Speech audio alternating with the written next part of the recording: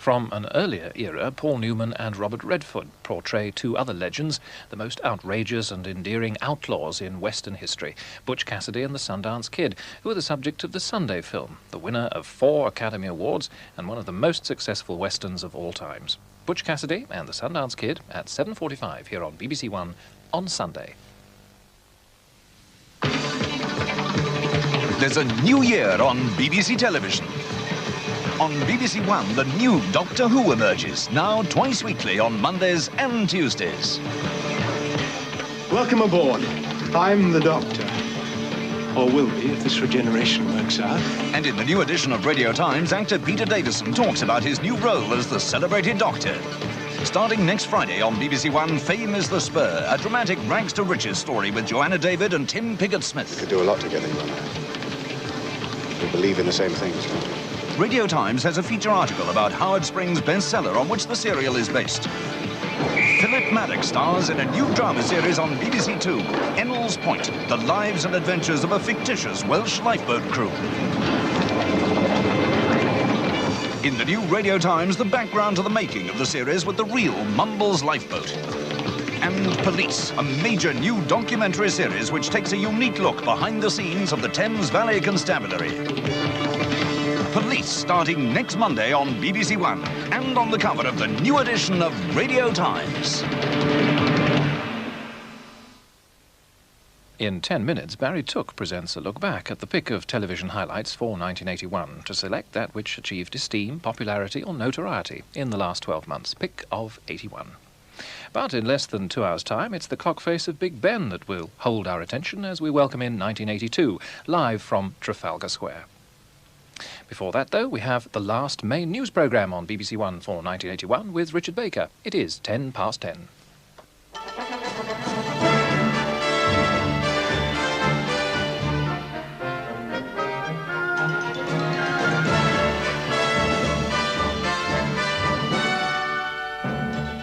The lifeboatmen of Mousehole in Cornwall have refused to operate their new boat as anger grows over the Disaster Appeal Fund. The men who've taken over from the 8 who died are refusing to train for or operate the replacement lifeboat. Since the disaster 12 days ago, money has been pouring into the tiny village of Mousehole. But now, lawyers are warning that relatives of the dead may not get all of it. And the new lifeboatmen say, we won't let them go cap in hand for money. Clive Ferguson reports. It's the fact that so much money has been sent for the relatives of the 8 lifeboatmen who died that's caused the problem. There's over £1.5 million, and the trustees of the fund won't know until after they meet the charity commissioners next week if their legal status allows them to give the relatives all the money or just enough to cover their immediate needs. Until the position is clarified, the new lifeboat for Penlee will stay in the boathouse. The volunteer crew say they won't launch her, nor will they start training to use her. The new boat will probably be brought to Penlee tomorrow. In the meantime, all emergencies will be covered from nearby New Lynn. The decision not to operate the boat was taken at an emergency meeting of the lifeboat men, held shortly before the funeral of one of the men who died, 41-year-old John Blewett. Among the mourners was one of the crew of the new lifeboat, Mike Sutherland, who later told me of the village's feeling about the controversy over the Disaster Appeal Fund.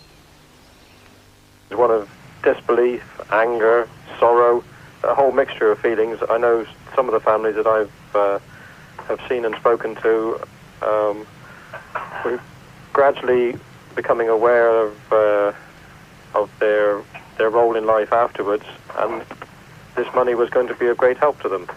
Although they didn't expect any money to come to them, they are very, very grateful, and there's no words that can thank for the people that have donated nationwide. And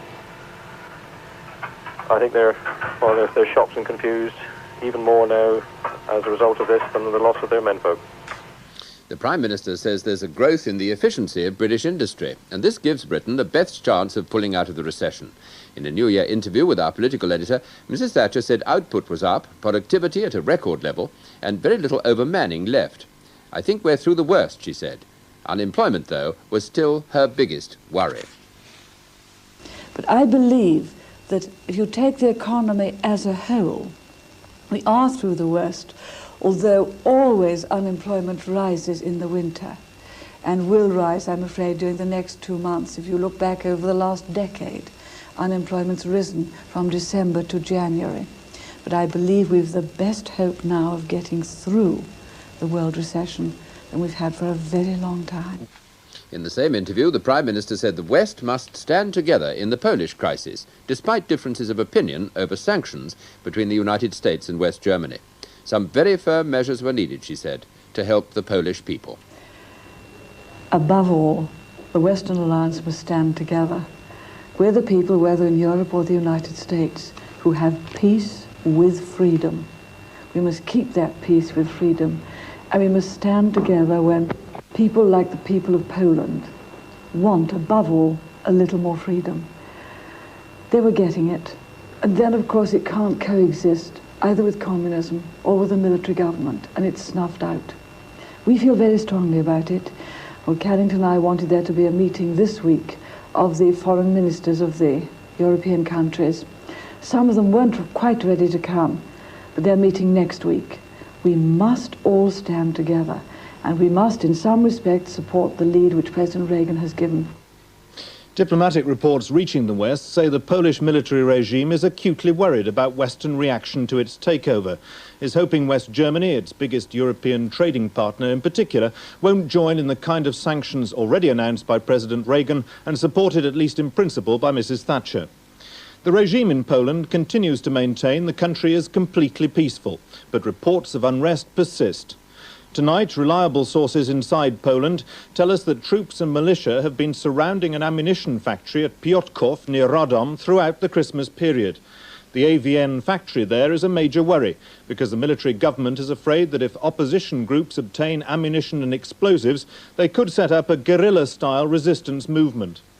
The other focus of worry for General Jaruzelski is the port of Gdansk, where, according to reports reaching us today, several people were forced to throw themselves off a flyover when a squadron of tanks charged into a crowd of demonstrators. Workers at the Lenin shipyard in Gdansk, the birthplace of Solidarity, have been told they won't be allowed back unless they sign a document pledging allegiance to the military government and renouncing Solidarity. Only 3 out of every 10 workers have signed so far. None of this was reported tonight on Polish television. Instead, a grateful and presumably well-rehearsed population showered gifts on soldiers. In these propaganda broadcasts, which make up in length what they lose in subtlety, the season of goodwill is a present from the military. Whether any goodwill will last beyond the weekend is open to question. On Monday, the Poles go back to their factories after the Christmas and New Year break. For the second time in less than 3 years, an Air Force officer in Ghana has led a military takeover there. There were reports of fighting in the capital, Accra, and heavy firing was heard at the city's airport. But there doesn't appear to have been any major violence. Flight Lieutenant Jerry Rawlings told Ghanaians about the coup in a broadcast on Accra radio after his men had seized the station. I'm not here to impose myself on this country. Far from it. We're asking for nothing more than proper democracy. I am prepared at this moment to play a firing squad. If what I'm trying to do for the second time in my life does not meet the approval of Ghanaians. Rawlings, a popular fighter pilot, first took power in June 1979. Then he promised to wipe out the corruption rife in Ghana.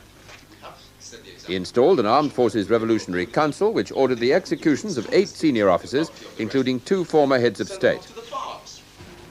President Hiller Liman won the general election organized by Rawlings in September 1979. But his party has recently been involved in several financial scandals, and today he was deposed by Rawlings, who described senior government officials as criminals. Northern Ireland, a soldier has been wounded in a provisional IRA ambush in South Armagh near Crossmaglen. A number of gunmen opened fire with automatic weapons on an army patrol, hitting the soldier. He was taken to hospital, but is not seriously injured. Water authorities in many parts of the country say the rapid thaw has brought flooding on a scale seen only once every 10 years. The west has been particularly badly hit, with the rivers Severn and Avon already flooded and more flooding expected tonight. Hundreds of acres of farmland are underwater. Andrew Harvey is our reporter. The level of the River Severn between Tewkesbury and Gloucester has been rising all day. The Severn-Trent Water Authority say it's the worst flooding for 13 years, and they don't expect levels to start dropping until the early hours of tomorrow. Hundreds of acres of farmland are already underwater. The police have warned motorists not to venture onto flooded roads unless they're sure of the depth of the water. Scores of buildings have been turned into islands near the river. The flooding has been caused not by breaches in the banks, but simply by water levels rising above them. For people in some of the worst affected villages, small boats have provided the only means of ferrying in supplies. The county's already been badly hit by snow this winter, and the cost of the thaw is now likely to run into many thousands of pounds. But any accurate assessment of the damage will have to wait until the waters finally stop rising. And that's the news for 1981.